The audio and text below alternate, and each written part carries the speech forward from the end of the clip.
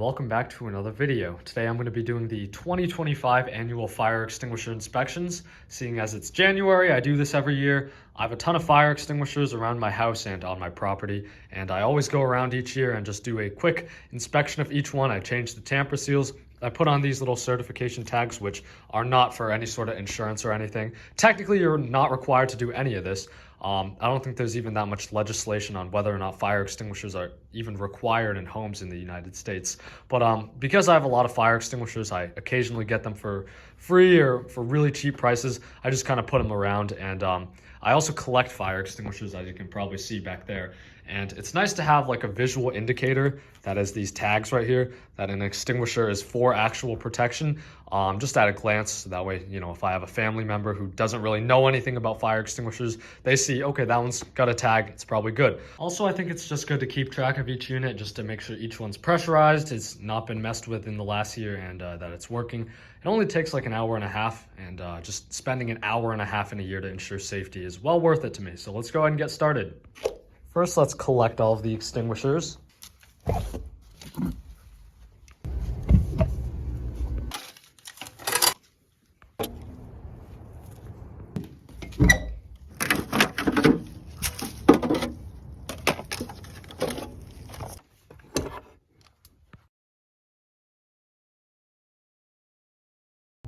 As you can see, this year's color is orange. Here are the tags this year. Obviously, last year was pink. Each year is color coded, so that's the tamper seal and the tag. So let's go ahead and get started. So first of all, obviously, we can get rid of the old tag. The first thing I do is break the tamper seal. So I pull out the pin. You want to do that to make sure that this pin will come out. No corrosion, not bent or anything, because in a lot of cases, if an extinguisher gets hit on the top, that pin will bend, but it'll still look like it's a decent extinguisher until you go and pull this and it'll be stuck. Go ahead and undo this hose real quick and then just verify that it's unblocked. Kind of hard to do this with one hand, but to verify the hose is unblocked, you kind of straighten it out and look through it, and you should see the light on the other end and the entire diameter of the hose. If you can't do that because the hose is kind of bent, you can also use an air compressor. Also, just go ahead and verify that there's no dents or corrosion on the bottom of the cylinder, especially for units that have been outside. Also, I use a light to look in there and make sure that there's no powder, corrosion, any sign of rust or anything on that valve stem that would prevent it from going down. And if it's all good, then this extinguisher has passed. Go ahead and put the first orange tamper seal on one of these extinguishers and put on the first tag. Filled out the tag, so we punch out that this is an ABC extinguisher. So there we go, we made our punches, and now we can put the tag on. Once we put the hose on, that is our first extinguisher, good to go. Now, a lot of people ask me questions about fluffing fire extinguishers because there's powder inside, and some people believe that you have to turn it over and hit it with a mallet to loosen up the powder. I don't do that. I don't do it for a number of reasons, but the most important one is that it's just not necessary. Amerex themselves has said it's not necessary. This isn't my opinion. If you flip an extinguisher over and pound on it, it's actually not good for the extinguisher, because if you let powder get up into the gauge, it can damage it and give it a false reading. So it's just not necessary to do. There's no moisture in the extinguisher. When it's pressurized, it's just powder and nitrogen, so it's not going to cake. As soon as you squeeze that handle, it's just going to discharge. That powder is instantly going to fluidize, and it'll be good to go. Anyways, let's break the seal on this extinguisher here. This one is actually really new, so it's perfect condition. 2022. No dents, no rust. Let's take off the hose.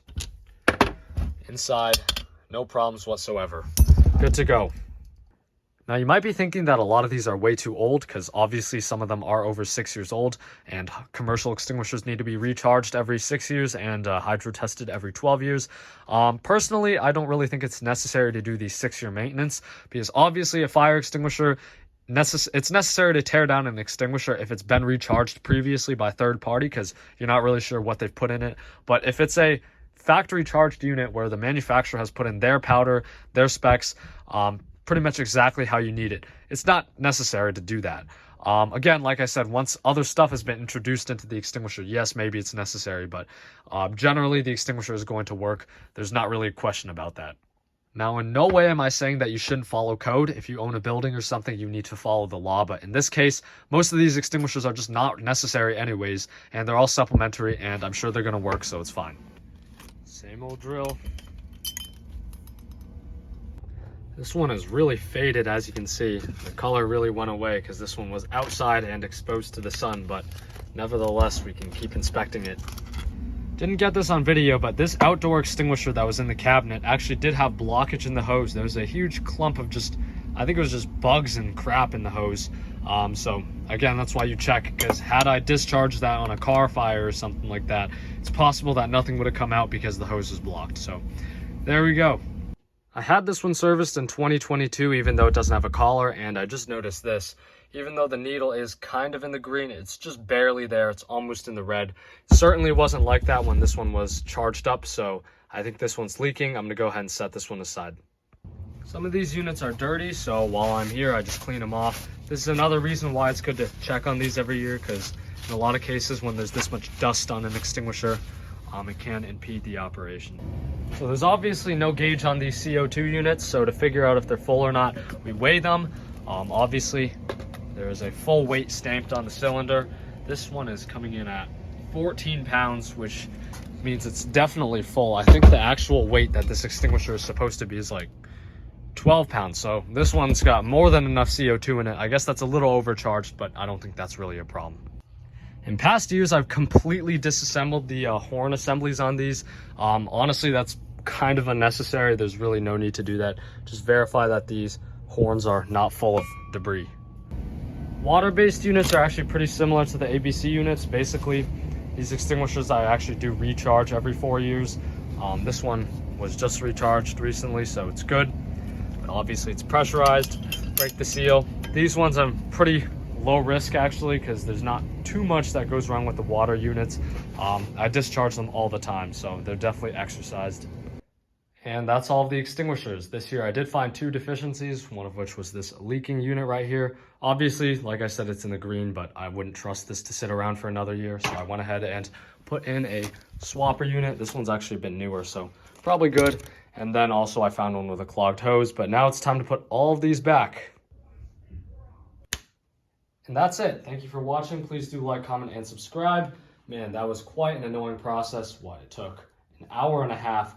Probably could have gone way quicker if I wasn't filming, but it also could have gone way quicker if I didn't bring all of these extinguishers down, because honestly, now that I think about it, it's kind of stupid to bring every single unit down here when all I'm doing is just changing the tags, checking the hoses, and just making sure they're good. So in the future, what I'll probably do is just go around to each extinguisher like they do in the field, but I generally just bring them down just for the sake of making the video. But other than that, thank you for watching. Please do like, comment, and subscribe, like I said, and see ya.